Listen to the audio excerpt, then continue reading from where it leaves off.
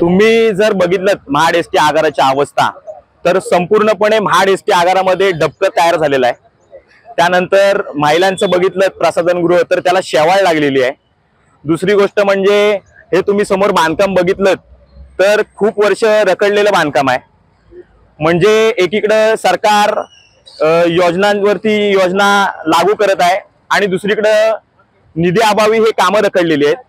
मला वाटतंय की आम्ही हा महाराष्ट्र नवनिर्माण सेनेचं जे आंदोलन आहे हे प्रशासनाची कान उघडणी करण्यासाठी केलेलं आंदोलन आहे की एक साईडला एक पैसे वाटतायत आणि दुसरी साईडला निधी अभावी कामं रखडवलेली आहेत। तुम्ही बघितलं तर महाराष्ट्रात सर्वात घाणेरडं प्रसाधनगृह महिलांसाठी आणि त्या पुरुषांसाठी आहे।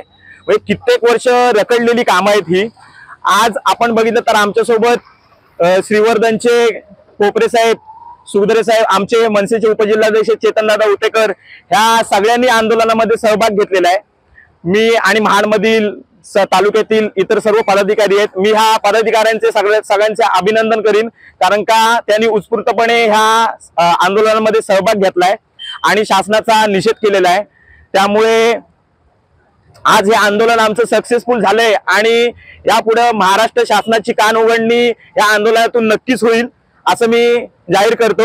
महाराष्ट्र नवनिर्माण सेनेचा सन्माननीय राजसाहेब ठाकरे यांचा एसटी महामंडळाचा धिक्कार असो, एसटी